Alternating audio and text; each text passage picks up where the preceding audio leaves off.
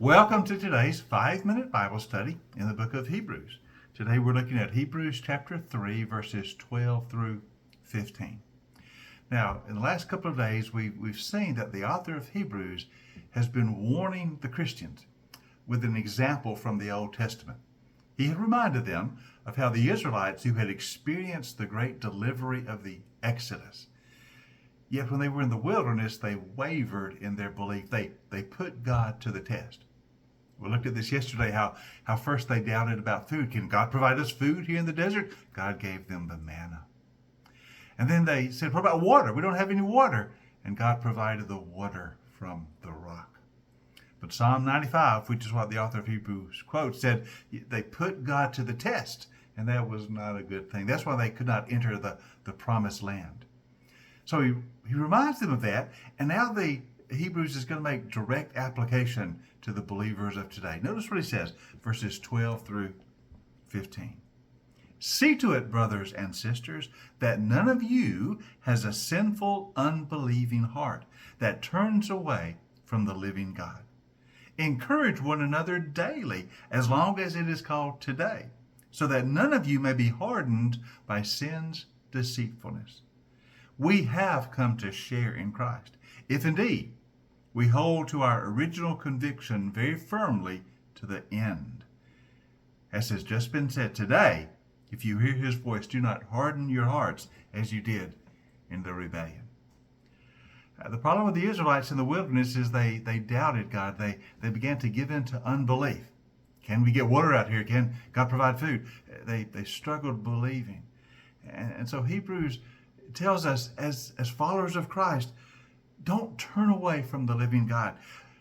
You see, sin is always a matter of unbelief. Notice he says, make sure none of you has a sinful, unbelieving heart.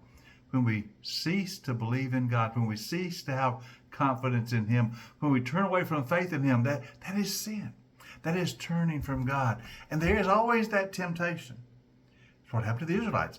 They'd seen what God did in Egypt, and yet when it got tough in the wilderness, they began to think maybe God can no longer provide. They turned to unbelief. And as we follow Christ, we've experienced the wonder of his redemption. But we will be tempted to wonder if he can continue to provide for us. When we go through the difficult times, when we're wandering in the wilderness, there will be that temptation to doubt God, to waver. So we're told, don't turn away from the living God. Keep your focus on him. This is what it says in verse 14. Listen, he said, we've come to share in Christ. You have shared in Christ, if we hold our original conviction firmly to the very end. Believe and continue to believe. Faith is always a present experience. Notice he says, today, hold to your original conviction.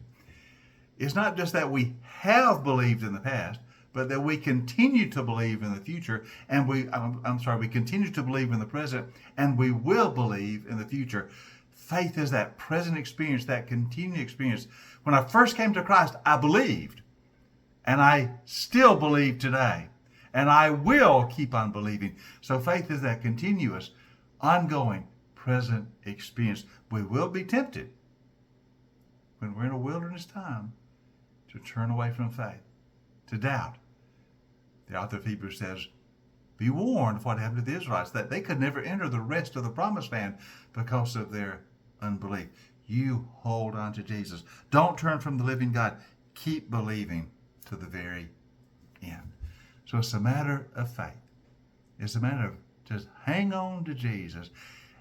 As you believed when you were saved, so you continue to believe in the present day. And so you will keep on believing to the very end. You will never let go of Jesus. Keep on believing. Keep on believing. That's what the author of Hebrews is saying. You have a great day today, and I hope you join us tomorrow. We have a little bit more to look at the end of chapter 3. But that'll be for our next 5-minute Bible study in the book of Hebrews.